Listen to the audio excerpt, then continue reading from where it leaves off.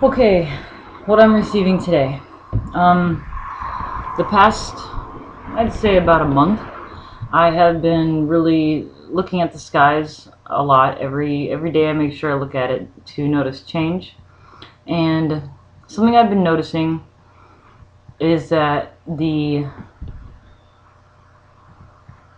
sky seems to have what looks like a defining line, like that. And when I lay down and I look up and I see clouds there, it looks like a wave, I can actually see a wave, you know? And it's almost as if there is a plate here and a plate right above it. And it's almost like the two are kind of moving around. Maybe there's even more than that, more layers. But it gives the illusion that of movement because the plates are moving, one's going this way, one's that way, one's this way, one's that way. And it's almost as if the clouds are being projected up on there so that when those plates are moving and something is upon it, we get the illusion of movement. And it kind of makes me think of Howard Hughes. And I remember watching that movie The Aviator, and he created this film of vehicles in flight.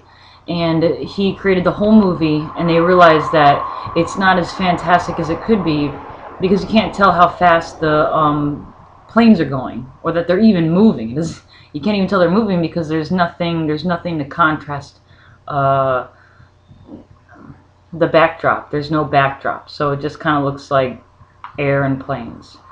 And so that's what it made me think of. And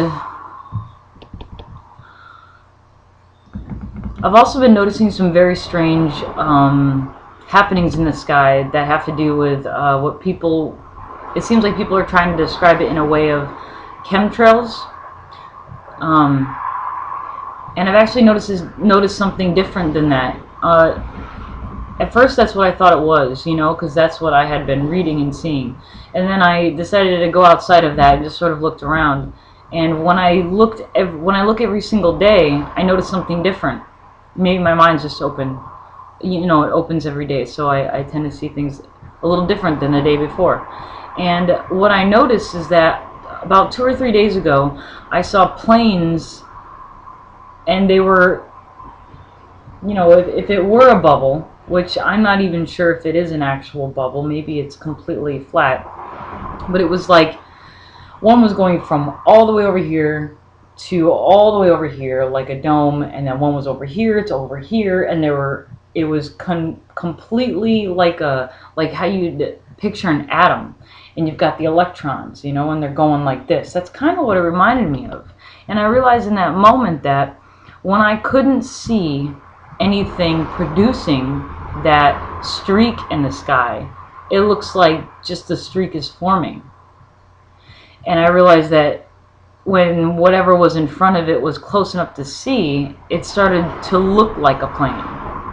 And I think I realized in that moment that all I know is planes. That's all I know in this reality that could be up there that high, that could create something like that. So that's what it looked like to me. I mean, it could be anything, but that's what my brain says it looks like. So instead of looking at what's creating it, I just simply looked at the lines. Because it kind of seems like it doesn't really matter how they're formed, it's just the fact that they are there, and I try to look, at the whole picture instead of that one little piece. And I also noticed that those streaks that they create, it's sort of they sort of amplify, they get bigger and they spread out.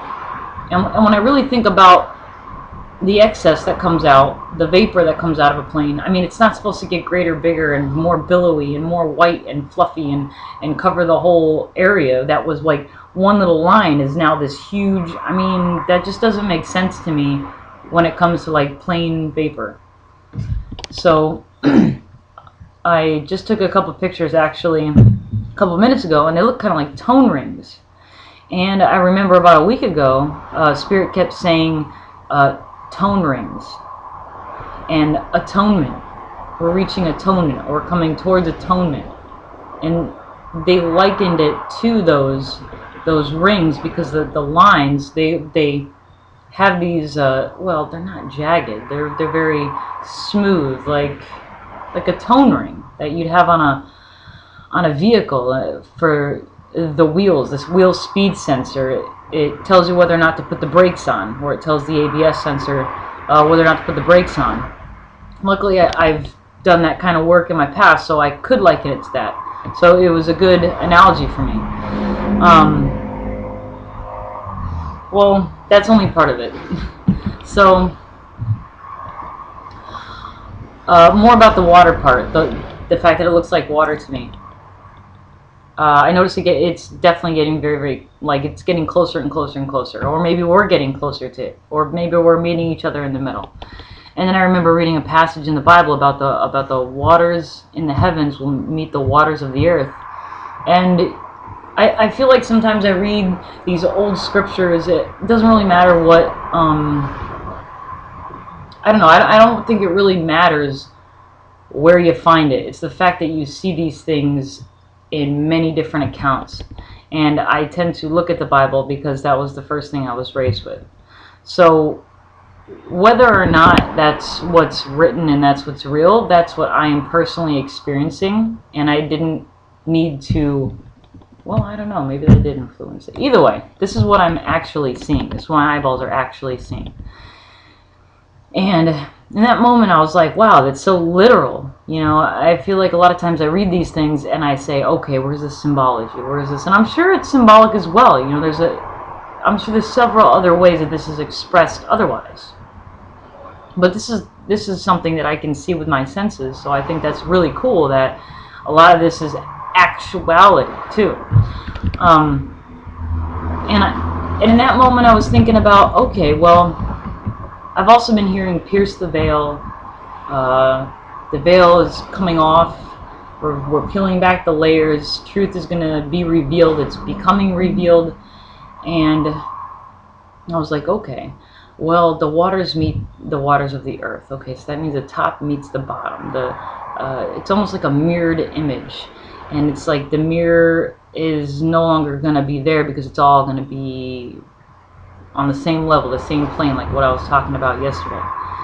And I thought about, okay, well, pierce the veil, pierce the veil. I think of something sharp that sort of like, you know, pops the bubble and allows it all to come in. And I was like, all right. So I was looking up the highest buildings in the world. And I came across a whole bunch of different things. It's kind of confusing when you look it up on Wikipedia because they're like, oh, it goes by category, what building is an actual building, and I'm like, okay, well who cares? It's whatever's the highest, you know, the highest there is. So I found one that is actually in a delta, which I think is funny. The lowlands, the lowest is actually the highest, which is kind of cool when you think about it. It's called Ursa Tension Leg Platform. It's found in southeast of New Orleans in the Gulf of Mexico. And this has meaning for me because when I went to my medium in Sedona, Arizona this summer, I had, well, my mother, who passed away in 2009, November 19th, she came through and she said, well, she showed my medium a picture, and then the medium said the picture was a picture of a big old black bear with you know, the arms up, and she said it's not a scary picture. She said your mom is trying to show you that she is a protective mother bear, like a big old protective, strong mother bear. And you know, I didn't really know what that meant exactly, but I know it had to be something special and that I would understand later. So of course my logical side of the brain was like, all right, let's check it out. Let's see what, you know, Native Americans said about bears. Let's see if there's anything in astronomy. So I found there's mother bear, or the big bear in the sky, and then there's also little bear. It's Ursa Major and Ursa Minor. And the fact that this is called Ursa Tension Leg Platform, and also the fact that I used this yesterday, which reminds me of a platform, And also the leg thing, I was saying that if you take your feet, you just stand right here on the ground and you move this leg. I mean, we'll just move the foot out and then this foot out and then this foot out. You know, you keep trying to go without actually going one way or the other. You just move your feet. Your legs get all entwined. So when it said tension leg, there's a lot of tension on those legs. I was like, wow, you know, it's a lot of different things in one that is sort of validating what I was thinking about yesterday. And I don't really know exactly what this means, but the fact that I do keep seeing these waters above us, which to me they feel very serene and calm. So I'm not trying to say it's scary or anything like that, but I like to try to figure things out. Of course, it's always fun to see how I get there, and I always feel like these messages are just, they make me feel better because I think my mom's talking to me in all these different ways, you know. So piercing the veil. Now, if these waters are coming down, it just takes that one needle per se in a haystack to finally let it all in. So I was thinking possibly there might be something going on in the Gulf of Mexico, in the New Orleans area, somewhere in the Atlantic area. I don't know exactly what this means, but as soon as I found this while I was searching around, I decided, okay, well, a whole lot of things are coming together all at once right here for me, so I thought I would, you know, make sure I made a video of this and just put it out there. But there are lots of other very tall buildings. I didn't really go through the entire list just yet, but I saw this one right away, and it kind of resonated. So, okay, I'm sure I'll have more later, because there is a lot that I got last night from Spirit, and I will share it with you as soon as I'm ready to do that. Okay.